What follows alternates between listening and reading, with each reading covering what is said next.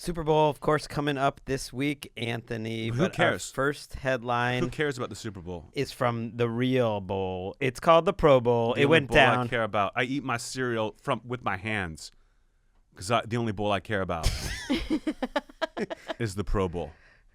I just throw dog food on the floor because I'm all about the Pro Bowl. A lot of the football world this week I don't own a toilet. just shits on the ground in the corner. There's only one bowl I care about, and it's the Pro Bowl. It's what the NFL season is geared towards, what it's all about. Everything is just all about the Pro Bowl. And you know what? But that wasn't always the case. Back when it was in Hawaii after the Super Bowl, it wasn't that big a deal. Now that it's in between the end of the playoffs and the Super Bowl, and it's in Orlando, the best of America. Now it's number one. There is some concern this week that the Pro Bowl was so exciting, people are really not going to be into the Super Bowl anymore. It was so. I mean, everyone's talking about the one play, and we're not going to get into it. We're not going to get into the X's and O's. But it was a beautifully coached game, and the players showed a real passion. I think that's what people are going to be talking about, even during the Super Bowl, is how much passion. I mean, those guys left it all out there on the field. All on the field. You often talk about, there's not as much pass rush in the Pro Bowl. Mm-hmm. Not this Pro Bowl. Oh my God, this Pro Bowl! It was almost like both the offense was pass rushing. Do you know what I mean? They were so into it, and just the stats. I mean, unbelievable. It was like, and like think about the NBA All-Star Game.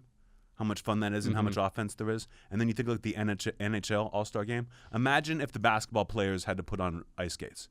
That's what this Pro Bowl was like. And what a tough week, really, for Stephen A. Smith, who's famous for being a Cowboys hater, and Jason Garrett especially is a guy, the coach of the Cowboys, that he picks on quite a bit. After watching what Jason Garrett did on Sunday night in Orlando, case closed. Jason Garrett saved his job, probably saved a lot of jobs during that Pro Bowl.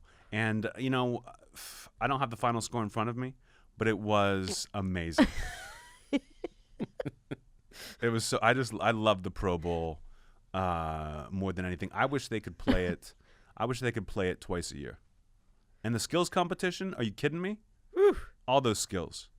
Every one of them. There wasn't a single skill that I was like, that's more luck or a gift. It was all skills. What throws? What throws? What catches? Oh my God. Yeah.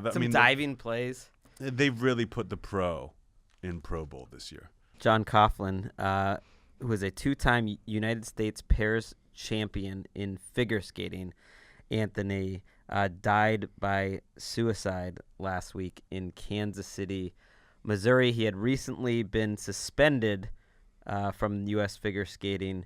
He was 33 years old. So this had nothing to do with Kansas City losing to the Patriots? This was just... What do you know why he... It happened shortly thereafter, yes. But and what was he suspended for? Officially, there's not a reason, but there has been some reporting that there were sexual assault allegations that he was suffering from. Yes, I love. Listen, suicide is an important topic, a very serious topic.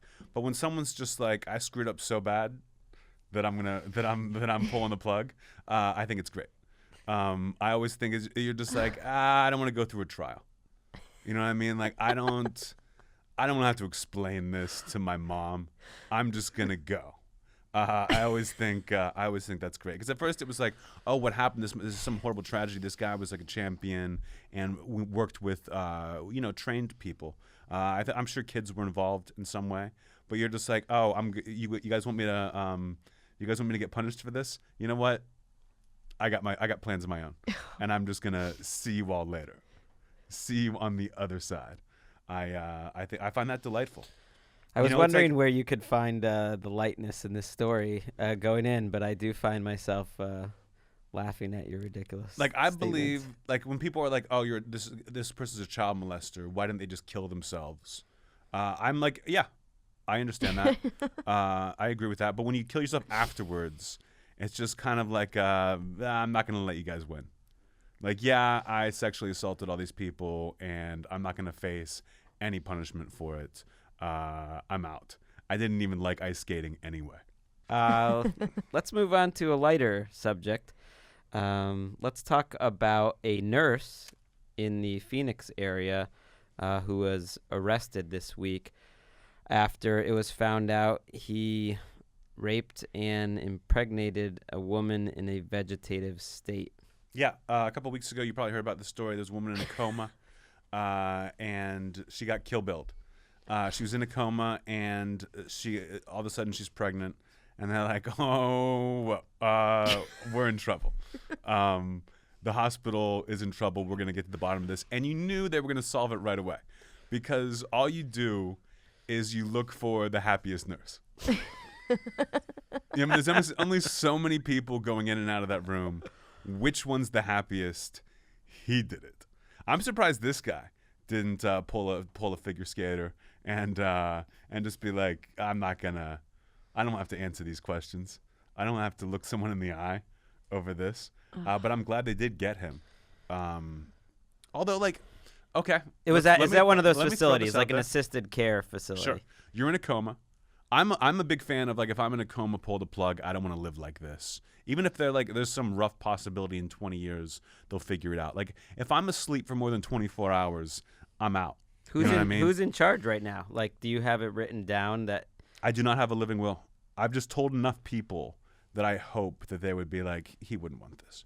But when I do a will, I will say, pull the plug immediately. Get on that. Yeah. But if I was in a coma, you know what? Do what you want. You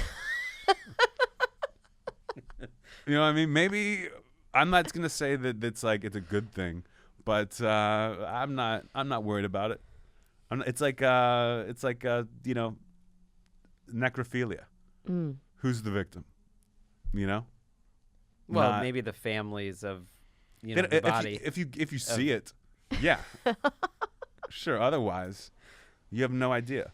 But yeah, necrophilia is better than having sex with someone in a coma.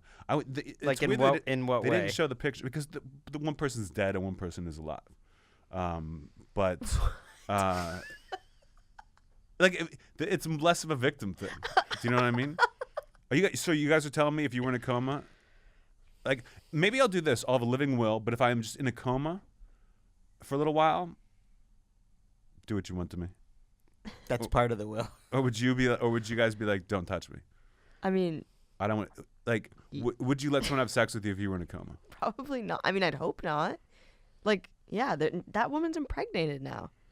Yeah, that's true. I mean, that's a bummer. Like, if you're gonna have sex with someone in a coma, like, use protection. That's a bummer for that kid. It finally occurs to him. Well, that's true. That's a bummer. Yeah, I didn't think about the kid who comes out of. I just assumed the pregnancy wouldn't go that far.